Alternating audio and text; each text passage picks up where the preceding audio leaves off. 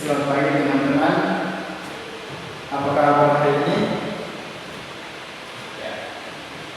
Ini hari kita akan mempelajari tentang katekese. Namun sebelum itu, mari kita awali dengan doa. Dengan nama Bapa, Terus, Tuhan Yesus Kristus, Puji dan syukur pada kehadiran hadiratmu atas berkatan firman-Mu, tak meninggal kami dari tadi hingga saat ini. Dan sebentar lagi ya Tuhan, kami akan mulai pelajaran. Semoga kuduslah Roh Kudus-Mu agar tetap menjaga dan menyertai kami, sehingga pelajaran kami hari ini dapat berjalan dengan baik dan lancar. Hanya doa dan permohonan kami ya Tuhan, kami sampaikan kepadamu, lewat kerajaan Kristus Tuhan kami. Amin. Dalam nama Bapa dan Putra dan Roh Kudus. Amin. Sebelum kita mulai dengan pelajaran, saya ingin memperkenalkan nama saya. Nama saya Randy Kusra. Ya, langsung saja kita masuk materi. Yang pertama itu pendahuluan, yaitu A. Pengertian katekese. Asal kata. Kateketik berasal dari kata Yunani, yaitu katetin. Bentukan dari kat yang berarti pergi atau meluas, dan dari kata eko yang berarti menggemakan atau menyuarakan. Jadi katekin berarti menggemakan atau menyuarakan kedua. Kata ini mengandung dua pengertian. Pertama, katekin berarti kewartaan yang sedang disampaikan atau diwartakan. Kedua, katekin berarti ajaran dari para pemimpin. Dari penjelasan ini kita tahu bahwa katekese berarti mewartakan tentang kerajaan Allah atau Injil Tuhan. Kita masuk ke berikut, yaitu konsep gereja atau kelembagaan institusi. A. Konsep katekese gereja bersamaan para rasul. Katekese adalah penyampaian ajaran Yesus bagi calon-calon permandian. Inti katekese para rasul tentang wafat dan kebangkitan Kristus, itulah yang menjadi pokok iman. Iman akan wafat dan kebangkitan Kristus itulah yang menjadi kunci keselamatan orang Kristen atau para pengganti Kristus. B. Bapak-bapak gereja. Katekese adalah pengajaran dan latihan bagi calon baptis. Pewartaan diterima oleh para bapak gereja. Pewartaan para bapak gereja memperoleh peneguhan dari Rasul Santo Petrus yang menyatakan, "Akulah yang dalam Kristus Yesus telah menjadi Bapamu oleh Injil yang memberitakan kepadamu bahwa hidup adalah Kristus. Tetapi tidak meninggalkan nyawanya sedikit pun, asal saja aku dapat mencapai isi pewartaan mereka, selalu berpusat pada sejarah keselamatan yang terlaksana dalam Yesus." Yang berikut, konsep konsili Trente. Katekese ialah penyampaian segala pengetahuan tentang ajaran gereja sebagai reaksi terhadap reformis atau Luther.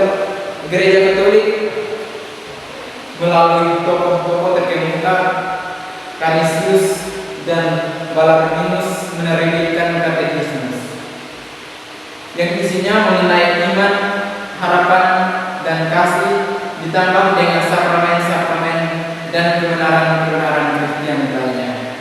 E. Konsili Vatikan II. Katekese ialah usaha pewartaan sabda Allah untuk membina penghayatan iman perorangan dan iman jemaat dalam hidup sehari-hari. Yang berikut, konsep hukum kanonik Kanon 773. Katekese diartikan sebagai pengajaran dan refleksi pengalaman hidup Kristiani. Gereja mempunyai tugas dan hak asasi untuk mewartakan pada segala bangsa. Dalam katekese kita berkumpul untuk mewartakan kabar gembira tentang Yesus Kristus. Yang berikut kongregasi beriman di dalam buku petunjuk umum katekese merumuskan katekese adalah bentuk pelayanan sabda yang mematangkan pertobatan awal untuk menjadikan suatu pengakuan iman yang nyata. Dalam kaitannya dengan keseluruhan kegiatan pastoral katekese adalah suatu bentuk kegiatan gereja yang menghantar baik komunitas maupun individu atau anggota umat beriman kepada kedewasaan ini. A. Konsep Gereja Indonesia berpatokan pada Konsili Vatikan II dan menyesuaikan dengan situasi konkret yang dihadapkan umat Katolik Indonesia, maka pertemuan kateketik antara Keuskupan II Indonesia di kalender tahun 1980 lahirlah rumusan katekese umat yang diartikan sebagai komunikasi iman.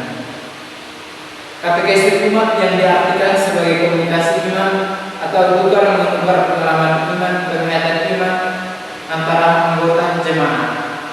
Melalui katekese kita dapat menseringkan pengalaman-pengalaman kita setiap hari. Yang berikut dalam katekese umat kita bersaksi tentang iman akan Yesus Kristus penantara Allah yang bersabda kepada kita. Yang berkatekese adalah umat. Peran dan keterlibatan umat dalam dunia katekese sesungguhnya memajukan pengertian gereja sebagai umat Allah. Yang berikut konsep para penulis atau ahli katekese merumuskan istilah katekese beraneka ragam. Ada yang merumuskan istilah katekese dari sudut akar kata bahasa.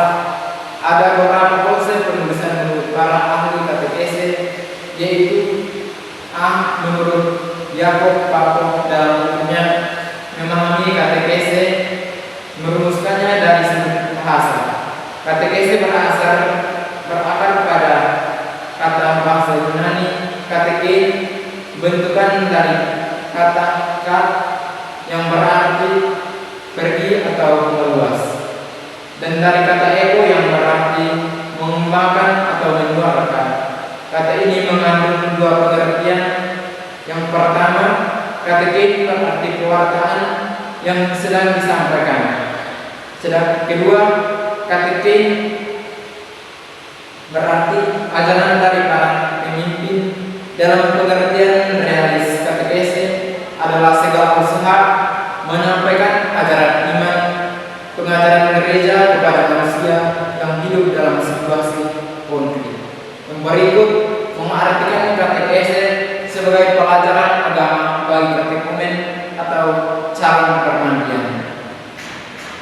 Dari pemahaman masing-masing, baik gereja maupun katekese dapat dirumuskan sebagai katekese ialah kekuatan iman, pembinaan iman yang ditunjukkan kepada manusia yang hidup dalam situasi konkret dengan isi pewartaan menyangkut Allah, Yesus Kristus, Roh Kudus dan gereja, agar orang yang mendengar dapat bertobat.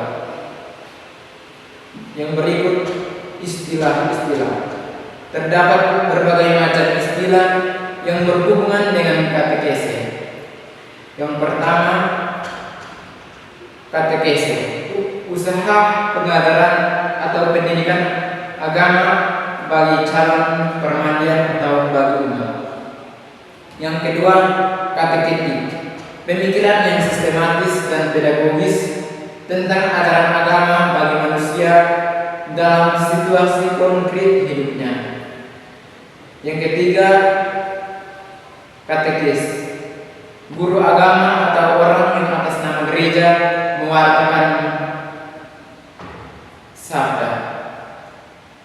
Guru agama melayani dan mengajar umat-umat untuk mempelajari tentang kehidupan Yesus Kristus. 4. Katekismus, buku yang berisikan ajaran-ajaran pokok agama gereja yang penting dalam bentuk tanya jawab. Yang berikut, katekumen, calon-calon permandian yang sedang dipersiapkan dengan pelajaran agama untuk menerima permandian. 6. Katekumen, masa persiapan atau masa pendidikan bagi calon-calon permandian. Yang berikut, kateket, orang yang ahli dalam bidang katekese. C. Katekese dalam tugas pastoral gereja. Gereja adalah himpunan umat Allah yang percaya kepada Yesus Kristus. Umat Allah ini harus mengembangkan dirinya khususnya dalam kehidupan imannya dan mengembangkan dunia agar dunia menjadi lingkungan hidup yang layak. Biasanya gereja mengembangkan diri dalam melayani dunia melalui 5 macam usaha pastoral gereja. Kelima macam itu adalah pewartaan, ibadat, bimbingan khusus, perwujudan dalam masyarakat, dan pembentukan jemaat. Yang pertama, pewartaan atau katekese. Katekese sebagai komunikasi iman adalah usaha untuk saling tukar-menukar pengalaman iman, meneguhkan, mengembangkan, atau mengarahkan serta mengairahkan kembali imannya. Dengan itu, umat semakin lebih menghayati imannya. 2. Ibadat atau liturgi. Ibadat adalah perayaan iman. Orang mengungkapkan imannya, menanggapi karya keselamatan dari Tuhan dengan rasa bersyukur dan terima kasih. 3. Bimbingan khusus atau poemik. Bimbingan khusus atau poemik ialah suatu bentuk pelayanan iman dengan memberikan bimbingan khusus bagi kelompok khusus, misalnya kunjungan keluarga dan bimbingan kelompok belajar. Yang berikut, pembentukan jemaat atau koinonia. Pembentukan jemaat atau koinonia ialah suatu bentuk pelayanan iman dengan memperhatikan segi kebersamaan dalam jemaat. Bagian D, hubungan ilmu-ilmu lain dengan katekese. Yang dimaksudkan dengan ilmu-ilmu manusiawi dan teologi. Ilmu manusiawi ialah pemikiran yang mau mendalami diri manusia, masyarakat, dan alam sekitar berdasarkan terang budi seperti antropologi, sosiologi, psikologi, dan pedagogi. Bagian E, bentuk katekese. Ada 3 bentuk katekese, yaitu 1. Bentuk praktis. Bentuk praktis itu harus rajin beribadah, rajin berdoa, dan berdevosi, bergairah menghadiri perayaan Ekaristi dan perayaan lain. Yang kedua, bentuk historis. Pengenalan umat akan sejarah penyelamatan dari pihak Allah yang diawali dengan janji-janji mesianis dalam perjanjian lama dan memuncak dalam pribadi Yesus Kristus dalam perjanjian baru. Sumber dan bahan utamanya adalah kitab suci. Yang ketiga, bentuk sistematis. Bentuk sistematis itu menyajikan kepada umat ajaran teologis dan dogmatis yang tersusun secara sistematis, singkat, padat. Sumbernya adalah buku katekismus. Yang berikut, sejarah katekese. 1. Abad pertama, sifat katekese misioner. Pada masa gereja purba, katekese diajukan kepada orang dewasa karena pada masa itu gereja lebih menekankan penyebaran iman atau kegiatan misioner. Yang berikut, orang Yahudi, kafir, keluarga, dan pendengar. Kepada orang Yahudi, para misionaris meyakinkan bahwa mereka adalah tugas dan tanggung jawab mereka untuk menjalankan karya-karya keselamatan Allah. Pada abad kedua, bentuk katekese. Ada beberapa bentuk. Yang pertama, bimbingan kelompok yang disusul dengan pembaptisan kelompok. Kedua, mulai didirikan sekolah-sekolah kateketik untuk membina para katekis. Yang ketiga, abad 4 sampai 5, pertobatan massal. Pewartaan untuk pertobatan melalui 4 tahap. Tahap yang pertama yaitu tahap pemeriksaan. Pemeriksaan dan pengajaran tentang kitab suci, upacara dan pendahuluan. 2. Persiapan tekad. Persiapan selama 40 hari, pengajaran tentang dosa, tobat dan kredo, dan lain sebagainya. C. Pembaptisan. Penyangkalan setan, pengakuan iman dan baptis. D. Masa sesudah permandian.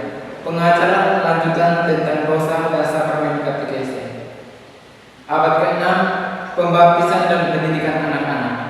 Situasi katekese. Bahan katekese dipadatkan sehingga persiapan calon baptis hanya berlangsung selama beberapa minggu. Pembinaan lanjutan diserahkan kepada gereja setempat. Yang keempat, abad pertengahan.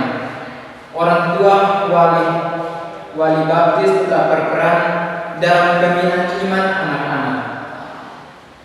Yang berikut, wali baptis dipilih secara khusus dan harus memenuhi syarat antara lain menghafal kredo dan doa Bapa Kami.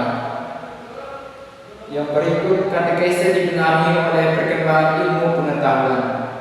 Yang kelima, reformasi Trente 1545 sampai 1563. Katekese bersifat definisif. Pertama, konsili mewajibkan uskup untuk mengatur pembinaan iman anak-anak pada hari Minggu dan hari Raja gerejanya.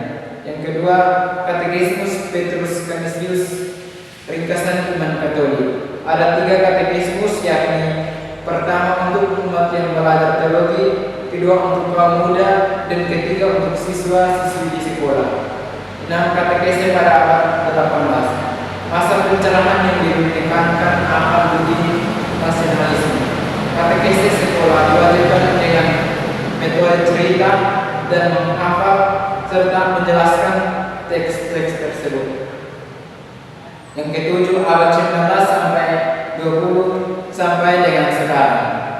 Katekese disesuaikan dengan situasi di tiap-tiap negara dengan berpedoman pada 1. Petunjuk umat katekese dari kongregasi para imam dari Vatikan. 2. Katekese pada zaman kita, Paus Yohanes Paulus II. 3. Katekismus Gereja Katolik 1995. Yang kedua, dasar teologis dan antropologis dari katekese. Unsur-unsur penting dalam katekese adalah kitab suci, ajaran gereja dan pengalaman jemaat. 1. Dasar teologis katekese adalah wahyu Allah. Wahyu Allah hadir berkarya dalam hidup manusia dan keselamatan manusia. Karya Allah yang menyelamatkan itu terdiri dalam sejarah Perjanjian Lama, Perjanjian Baru, dan dalam sejarah gereja sepanjang masa sebagai konstitusi wahyu. 2. Dasar antropologis. Katekese mengusahakan tercapainya integrasi antara iman dan kehidupan. Untuk itu, katekese mempergunakan pendekatan antropologis di mana pewartaan Kristiani dilaksanakan dengan bertitik tolak dari pengalaman hidup manusia yang juga menjadi isi katekese. Yang ketiga, fungsi katekese dalam gereja.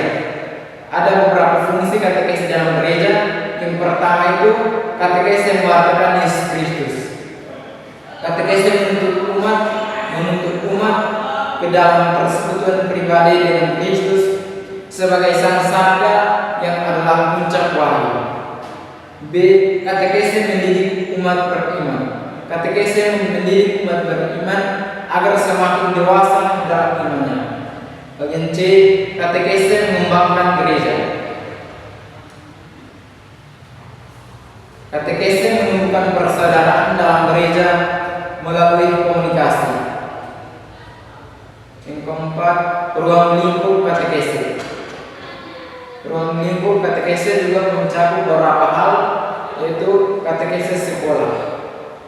Isi dan metode katekese disesuaikan dengan peserta katekese di sekolah. Kedua, katekese di luar sekolah atau katekese umat, yakni komunikasi iman atau tukar-menukar pengalaman iman antara anggota kelompok umat berdasar kitab suci dan ajaran gereja agar mereka saling menumbuhkan dan saling memperkaya dalam iman. 5. Pendekatan dan metode katekese. Pendekatan adalah pola dasar penyampaian warta Kristiani.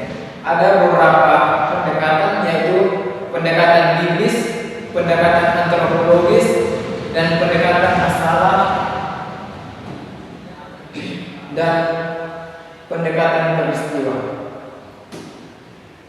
B. Metode-metode yang dikembangkan dalam katekese. Ada 3 metode, yaitu metode penjelasan teks, metode katekismus, metode tanya jawab, dan metode penjelasan. 2. Metode penjelasan pokok pikiran, mengutarakan pokok pikiran yang berkaitan dengan kitab suci dan ajaran gereja, misalnya tentang Roh Kudus.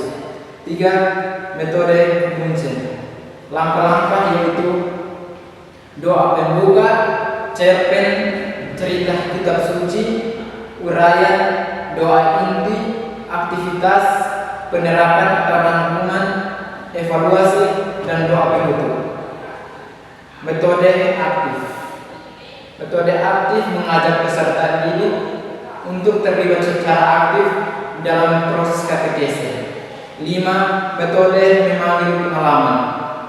Mengajak peserta didik untuk mendalami pengalaman pribadi sebagai titik tolak pewartaan. 6. Metode SOER. Menyesuaikan pewartaan dengan kemampuan dan minat peserta.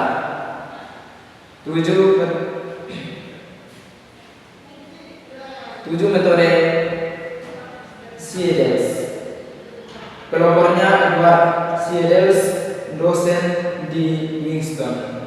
Kebutuhan akan kasih sayang, makanan, perlindungan, pengobatan, contoh teladan.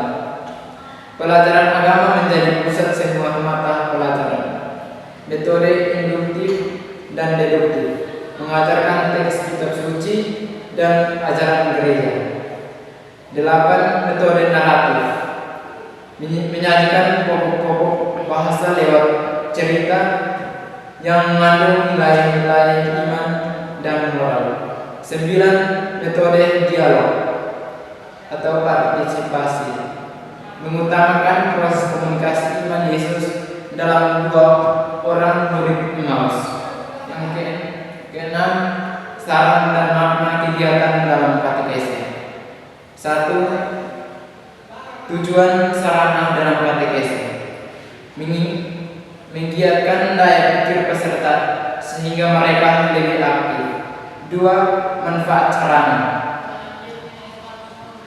Penggunaan sarana didasarkan pada beberapa alasan, yaitu A. Segi psikologis. Segi psikologis menarik minat peserta sehingga mereka lebih tertarik dan terlibat dalam katekese. C. Dari segi komunikasi iman, membantu peserta untuk bertukar pengalaman iman dalam katekese. 3. Contoh sarana antara lain teks papan tulis, ungkapan penting, gambar-gambar yang sederhana. Yang kedua, makna kegiatan dalam katekese. Keaktifan mengerjakan tugas yang dilaksanakan peserta didik dalam pertemuan katekese. Yang ketujuh, pengembangan katekese dalam gereja lokal. Penanggung jawab dalam pelaksanaan katekese dalam gereja lokal Para uskup. Uskup harus ada pembantu-pembantu yang kompeten dalam dapat dipercaya. Uskup memanfaatkan tenaga dan sarana yang tersedia. Kalau katekesi dilaksanakan dengan baik, maka kegiatan pastoral yang lain akan lebih mudah. B. Para imam. Para imam bekerja sama dengan para diakon dan para katekis dengan membentuk tim katekesi di paroki. C. Biarawati. Ada hubungan yang baik antara biarawati dan pastor paroki. Yang kedua, memanfaatkan kemampuan dan sarana yang dimiliki untuk pelayanan pastoral dalam gereja. Yang kedelapan, pengetahuan teologis dalam katekesi. Mengarahkan, mendorong, mengilhami, dan mengoreksi refleksi spontan atas pengalaman iman. Teologi menampakkan arti tradisi Kristiani bagi pengalaman manusia masa kini dan memperlihatkan sifat iman yang membangun masa depan. Teologi membantu katekese untuk mengembangkan iman yang dapat dipertanggungjawabkan. Katekese membantu teologi agar menjadi ilmu yang praktis dan dapat menggunakan bahasa yang dipahami oleh umat. Berikut perbedaan dan persamaan teologi dan katekese. Perbedaan: bahan teologi bersifat intelektual dan konseptual, sedangkan katekese menggunakan kata-kata yang biasa dipakai dalam hidup sehari-hari. Dalam teologi kita memikirkan pokok-pokok ajaran gereja, sedangkan dalam katekese kita memikirkan dasar keputusan seseorang dalam hidup sehari-hari, yakni mengembangkan sikap iman dan nilai-nilai Kristiani dalam hidup konkret. Persamaan: teologi dan katekese berlangsung dalam persekutuan iman gereja. Teologi dan katekese mempertimbangkan situasi konkret dan mencari jalan untuk mengatasi hal yang mengenai katekese. Yang kesembilan, pertanyaan-pertanyaan dalam katekese. Syarat-syaratnya, pertanyaan tidak terlalu banyak sehingga tidak membosankan.